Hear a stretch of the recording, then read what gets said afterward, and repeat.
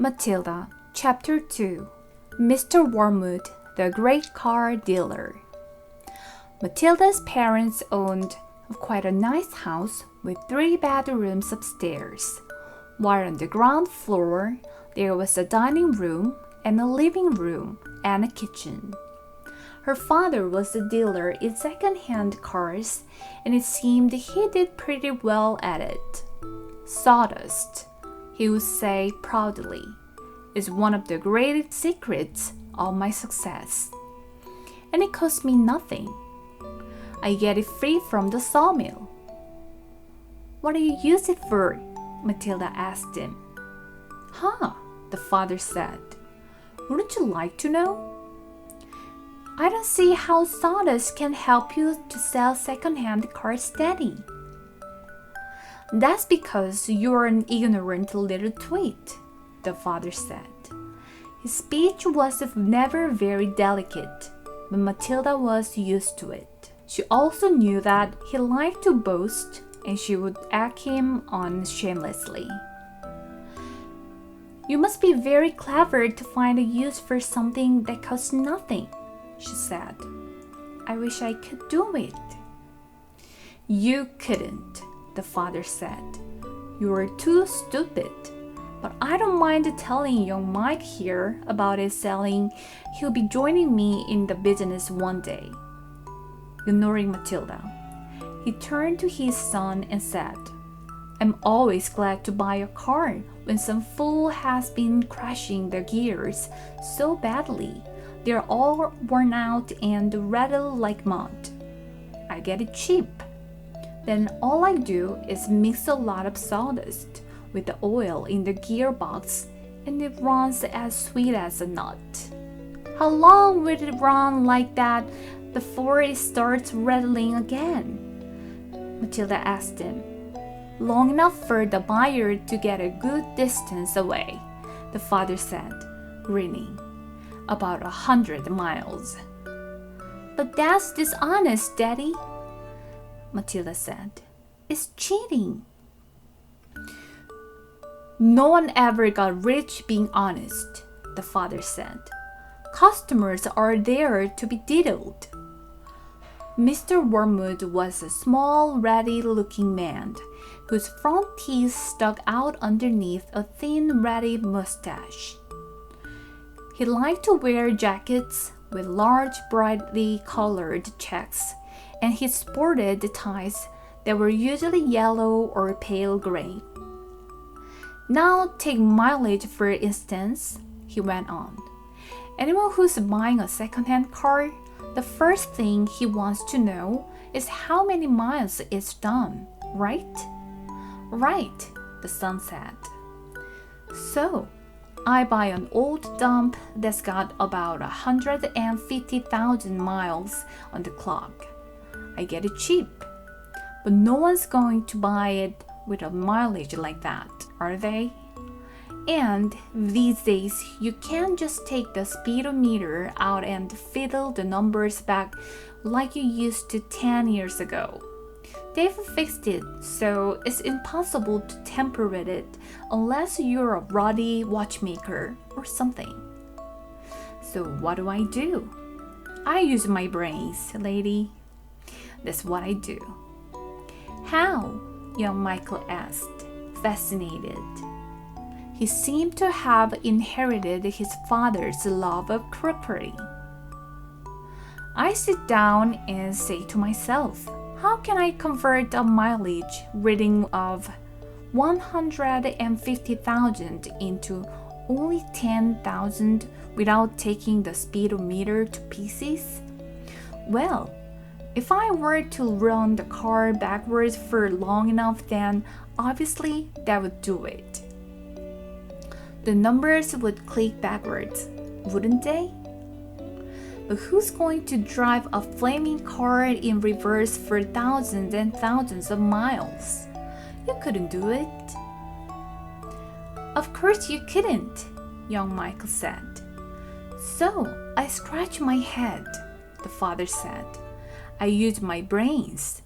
When you've been given a fine brain like I have, you've got to use it. And all of a sudden, the answer hit me. I tell you, I felt exactly like that other brilliant fellow must have felt when he discovered the penicillin. Eureka! I cried. I've got it. What did you do, Daddy? The son asked him. The speedometer, Mr. Wormwood said, is run off a cable that is coupled up to one of the front wheels. So first, I disconnect the cable where it joins the front wheel.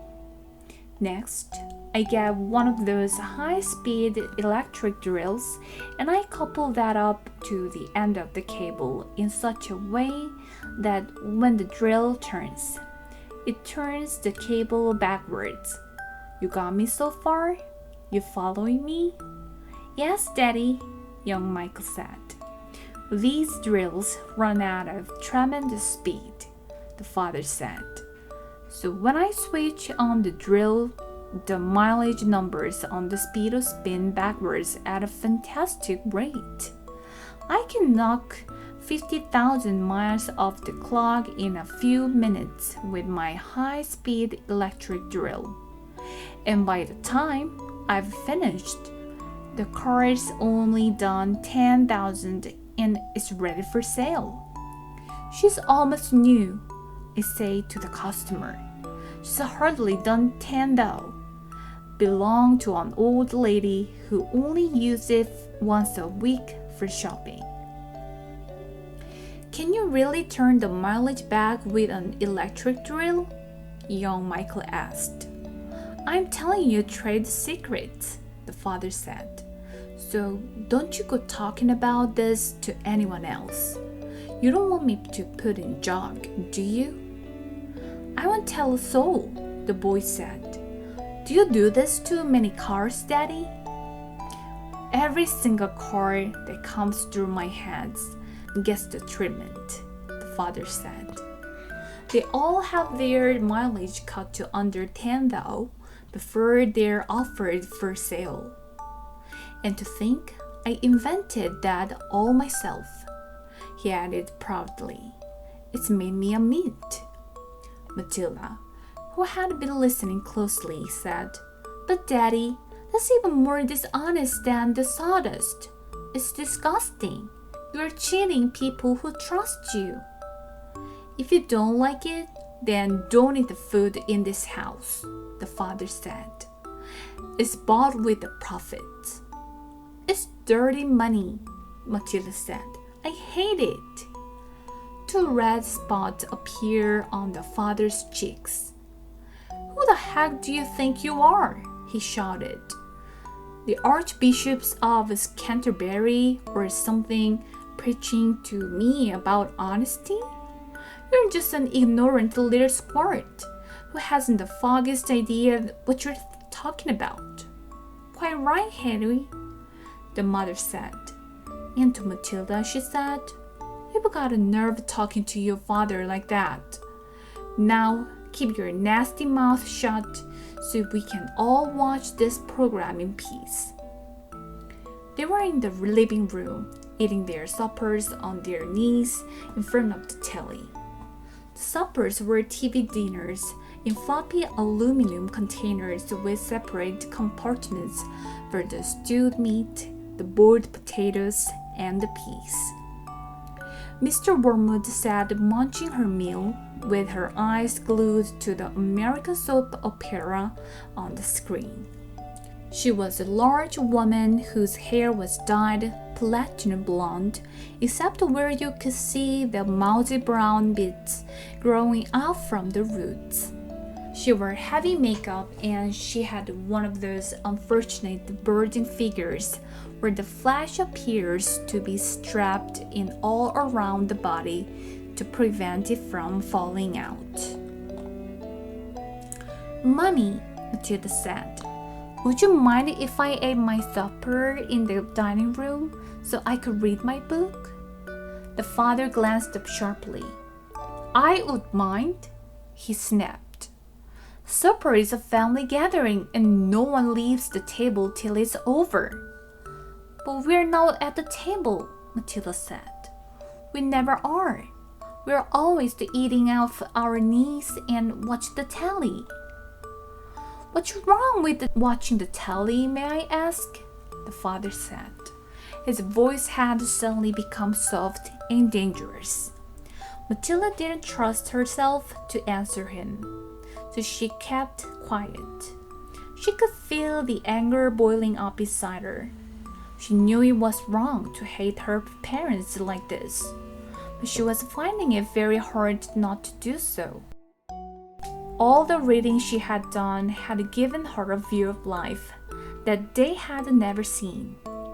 If only they would read a little Dickens or Kipling, they would soon discover there was more to life than cheating people and watching television.